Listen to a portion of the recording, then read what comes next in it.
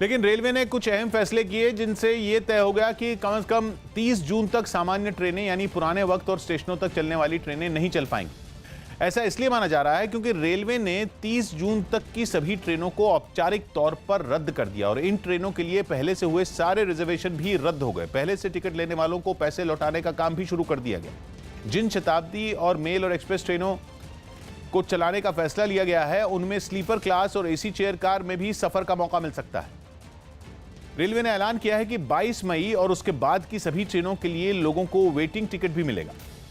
अभी तक स्पेशल ट्रेनों के लिए केवल कंफर्म टिकट मिल रहा था। 22 मई और उसके बाद की स्पेशल ट्रेनों के लिए टिकट की बुकिंग 15 मई से शुरू हो जाएगी, लेकिन वेटिंग टिकट लेकर न तो सफर किया जा सकता और न ही स्टेशन में दाखिल होने की इजाजत होगी। वेटिंग टिकट का प्रावधान केवल इसलिए किया गया है ताकि अगर कोई कंफर्म टिकट वाला यात्री आखिरी पल में यात्रा न करने का फैसला लेता है तो उसकी जगह किसी और को यात्रा का मौका मिल पाए। पश्चिम बंगाल के बर्दवान में ईंट भट्टे पर मजदूरी का काम करने वाली एक महिला अपने 2 साल के बच्चे को पीठ पर लेकर पैदल ही रांची अपने घर के लिए निकल पड़ी। नदिया नाम की इस महिला ने बताया कि लॉकडाउन की वजह से उसके ईंट भट्टे पर काम बंद हो गया तो उसके लिए खाने पीने का संकट खड़ा हो गया। ऐसे में वो अपने बच्चे को लेकर पैदल ही रांची के लिए निकल पड़ी।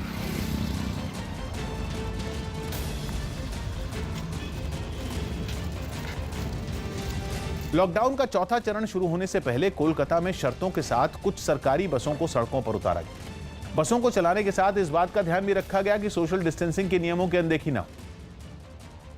इसलिए एक बार में एक बस के अंदर केवल 20 लोगों को बिठाने का नियम बनाया गया। बस के अंदर दूरी बनाने के लिए 2 लोगों की सीट पर एक ही आदमी को बिठाया गया। बताया गया कि पश्चिम बंगाल सरकार ने ये बसें जरूरी सेवाओं से जुड़े लोगों और गंभीर बीमारियों की वजह से डॉक्टर के पास जाने वालों के लिए शुरू की हैं। इसलिए बस में चढ़ने से पहले सभी के आईडी कार्ड और जरूरी कागज देखे गए। कोलकाता में सरकारी बसें वापस सड़क पर उतर गई हैं। कुछ लिमिटेड रूट्स पर ये बसें उतर रही हैं, लेकिन एक बस में एक समय पे सिर्फ 20 लोगों को ही चढ़ने की अनुमति है। सरकार की तरफ से सख्त निर्देश जारी किए गए कि एक बार में बस के अंदर 20 से ज्यादा लोग नहीं होने चाहिए। आगे उतरने के बाद जो 2 आदमी उतर गया तो 18 आदमी हो गया। उसके बाद हम लोग 2 आदमी को फिर से चढ़ाते हैं। लोगों की सुविधा के लिए कोलकाता की सड़कों पर कुछ ही बसों को उतारा गया, जिसके बाद लोगों ने सरकार से ज्यादा बसें चलाने की मांग की। अभी 2 घंटा से हम लोग खड़े हुए।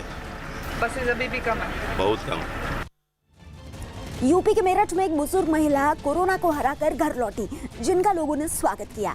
85 साल की बुजुर्ग महिला अस्पताल में भर्ती थी, जो ठीक होकर घर लौटी तो मोहल्ले के लोगों ने ताली बजाकर उनका स्वागत किया। कुर्सी पर बैठी बुजुर्ग महिला को कई लोग उठाकर ले जाते नजर आए। बुजुर्ग महिला जहां जहां से गुजरी, सड़क के दोनों ओर खड़े लोगों ने ताली बजाकर उनका स्वागत किया। इस दौरान पुलिस भी मौजूद रही। यही नहीं, 85 साल की इस बुजुर्ग महिला ने जिस तरह कोरोना को हराया, उनके हौसले की तारीफ की गई। तो अपनी मेडिकल प्रशासन की टीम को भी बधाई देते हैं और साथ में उस महिला को भी देते हैं जितने हिम्मत दिखाई इस उम्र में कोरोना से लड़ने के लिए। ये एक तरीके से नजीर है।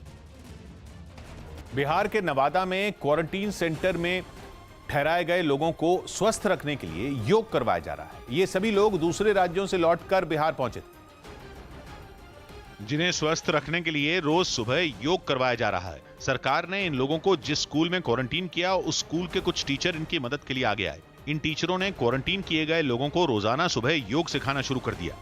इस योग कार्यक्रम के तहत बहुत सारे ऐसे योग हैं जिसके माध्यम से ह्यूमैनिटी पावर को मजबूत किया जाता है। योग करते वक्त सोशल डिस्टेंसिंग का भी ध्यान रखा गया और सभी लोग एक दूसरे से तय दूरी पर बैठकर योग करते दिखे। जबकि इन मजदूरों को रोज सुबह काढ़ा भी पिलाया जाता है ताकि ये कोरोना वायरस की चपेट में आने से बचे रहें। गुजरात के सूरत में ओडिशा के रहने वाले मजदूरों ने जमकर हंगामा किया। ओडिशा में अपने घर भेजे जाने की मांग को लेकर सैकड़ों मजदूर सड़क पर उतर आए और हंगामा करने लगे। इतनी बड़ी संख्या में मजदूरों की भीड़ जुटने के बाद पुलिस वाले और अधिकारी वहां पहुंचे और उन्होंने मजदूरों को समझाया।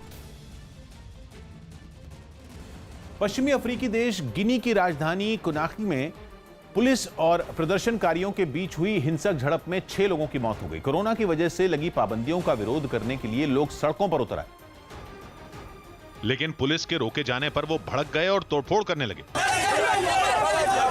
रास्ते को जैम कर उन्होंने आसपास मौजूद सामान को आग के हवाले कर दिया। गुस्साई भीड़ ने वहां तैनात पुलिस वालों पर भी पत्थरों से हमला कर दिया, जिसके बाद पुलिस ने भी सख्ती दिखाई और हंगामा कर रहे लोगों को वहां से खदेड़ना शुरू किया। सरकार के खिलाफ नारेबाजी करते हुए उन्होंने सभी तरह की पाबंदियों को हटाने की मांग की।